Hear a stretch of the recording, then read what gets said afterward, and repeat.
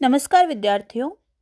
अ, आपका जो पद्य भाग का जो पूरा कोर्स है, पूरा पाठ्यक्रम है, वो मैंने पूरा करवा दिया है। अब हम हिंदी गद्य की तरफ चलेंगे।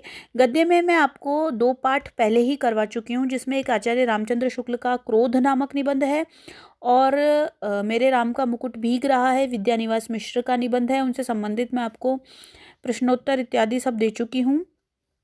तो अब हम सबसे पहले बात करते हैं निबंध के महत्व के बारे में कि निबंध का महत्व क्यों है, क्यों हम निबंध लिखना पसंद करते हैं, क्यों हम निबंध को इतना आदर भाव देना पसंद करते हैं, कि क्यों हम निबंध क्यों है गद्य की महत्वपूर्ण विधा। तो हम इस बारे में बात करेंगे। निबंध का विवेचन करते हुए आचार्य रामचंद्र शुक्ल ने लिखा है कि यदि गद्य कवियों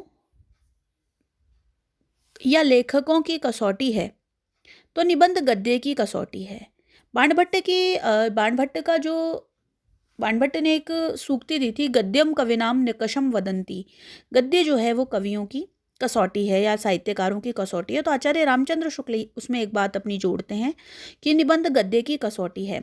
भाषा की पूर्ण शक्ति का विकास निबंधों में ही सबसे अधिक संभव होता है। शुक्ल जी के इस कथन से यह प्रमाणित होता है कि गद्य का पूर्ण विकसित और शक्तिशाली रूप निबंध में ही चरम उत्कर्ष को प्राप्त होता है। इसलिए भाषा की दृष्टि से निबंध गद्य साहित्य की सबसे अधिक परिपक्व और सबसे अधिक उन्नततम रूप है।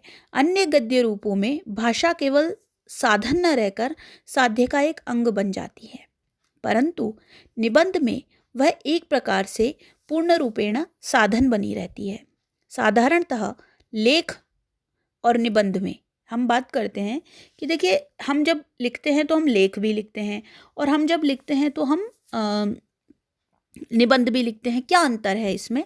तो साधारणतः लेख और निबंध में पर्याप्त अंतर होता है। लेख में लेखक का व्यक्तित्व प्रच्छन्न रहता है, छिपा हुआ रहता है, और निबंध में उसका व्यक्तित्व ही सबसे ऊपर उभर कर आता है।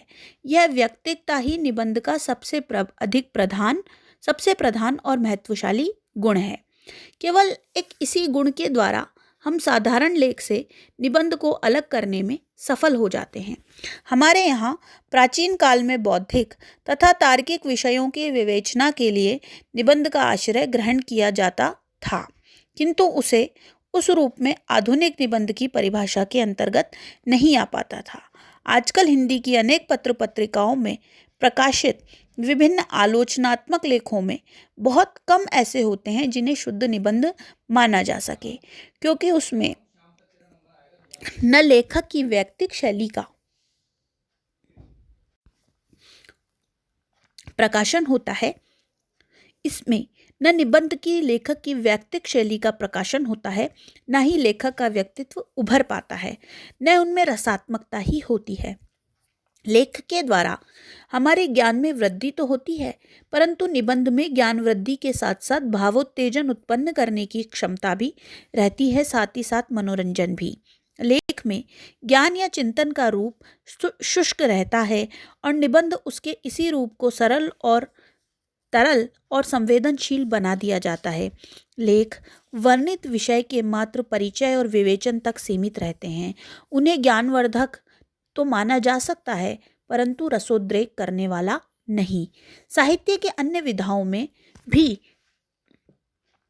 जिस तरह रसात्मकता का होना अनिवार्य है, ठीक उसी प्रकार निबंध में भी रसात्मकता होनी चाहिए, और यही रसात्मकता निबंध को साधारण लेख से भिन्न और श्रेष्ठ रूप प्रदान करती है, और यह गुण निबंधकार के व्यक्तित्व के समावेश द्वारा ही उत्पन्न किया जा सकता है। इसलिए सफल और शुद्ध निबंध केवल उसे ही माना जा सकता है जिसमें लेखक जो निर्वैयक्तिक होते हैं, परंतु उनमें लेखक का व्यक्तित्व किसी न किसी रूप में, मुख्यतया शैली व्यक्ति चुटकियों के रूप में उभर कर ही आता है। निबंध लेखक की आत्मनिष्ठ व्यक्तिकता व्यक्ति सापेक्ष होती है, उसकी मात्रा में कमी हो सकती है, किंतु उसका सर्वथा अभाव होना असंभव है। निबंध लेखक के विचार गांभीर्य, अनुभव और प्रौढ़ता का परिचय देता है, परंतु वह एक विशेष मनोदशा में ही लिखा जाता है। यह विशिष्ट मनोदशा निबंध को व्यक्तित्व प्रधान बना देती है। आधुनिक कालीन निबंध विधा के बारे में अब हम चर्चा करते हैं। साहित्यिक रूप की दृष्टि से निबंध सबसे अधिक आधुनिक विधा है।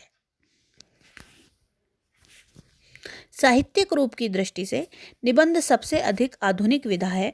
हिंदी साहित्य में काव्य, नाटक, कथा साहित्य आदि की पूर्व परंपरा विकसित, अर्धविकसित अथवा केवल अभिप्राय की दृष्टि से अवश्य मिलती है। यहाँ तक कि एकांकियों का पूर्व रूप भी हमारे यहाँ संस्कृत साहित्य में किसी न किसी रूप में प्राप्त हो जाता है, परंतु निबंध ही साहित्य का एक ऐसा अंग है जिसके पूर्व रूप के दर्शन हमें संस्कृत और हिंदी भाषा और साहित्य के संपूर्ण इतिहास को ढूंढने से भी भारतेंदु युग से पूर्व कहीं नहीं होते। जब हमारे यहाँ पहले हिंदी का पुष्ट और विकसित गद्य नहीं था, तो उसका उत्कृष्टतम रूप निबंध कहाँ से मिलता। संस्कृत गद्य का रूप पूर्ण विकसित होता हुआ भी उसमें निबंध नहीं लिखे गए। आइए अब हम पढ़ते हैं निबंध की परिभाषाओं के बारे में। संस्कृत साहित्य में निबंध का अर्थ है बांधना, अर्थात निबंध वह है जिसमें विशेष रूप से बंधन या संगठन हो, जिसमें अनेक विचारों, मतों या व्याख्याओं का सम्मिश्रण या ग्रंथन हो।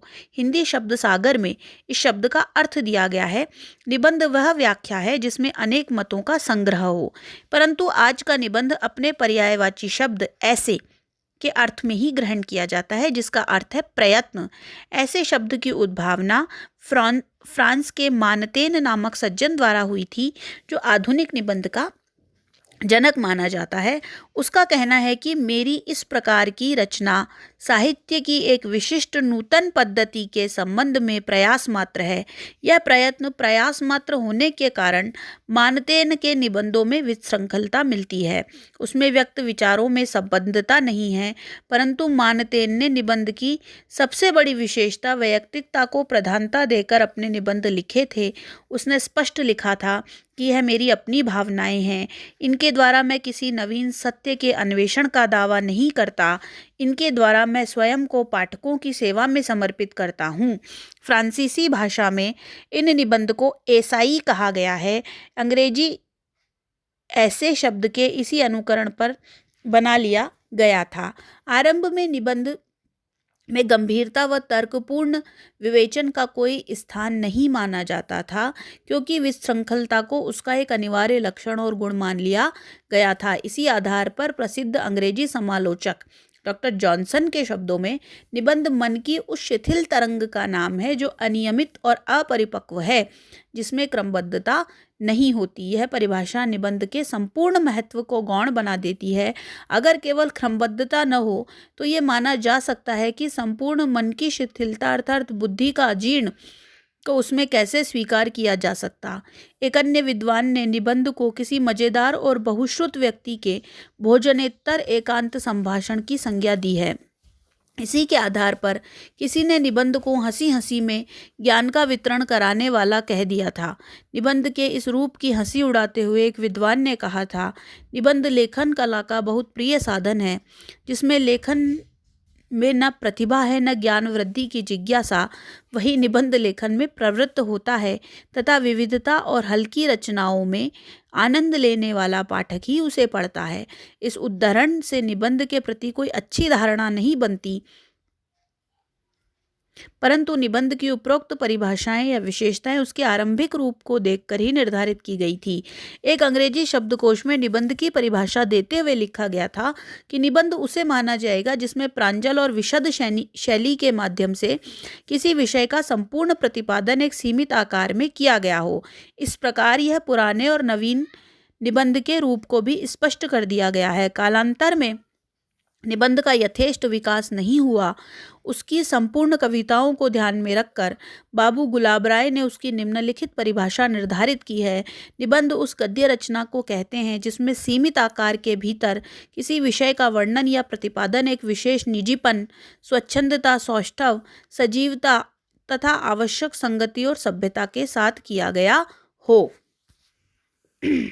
आइए अब हम चर्चा कर निबंध के हमने निबंध की विधा क्या है ये पढ़ ली हमने। आधुनिक निबंध का स्वरूप क्या है, निबंध की विशेषता क्या है, निबंध कैसे लिखा जाता है। अब हम हिंदी में जब निबंध आया, हिंदी निबंध का जन्म कैसे हुआ, क्या पत्रकारिता का इस पर प्रभाव था या कैसे ये निबंध का निर्माण हुआ, अब हम इसके बारे में आगे चर्चा करेंगे।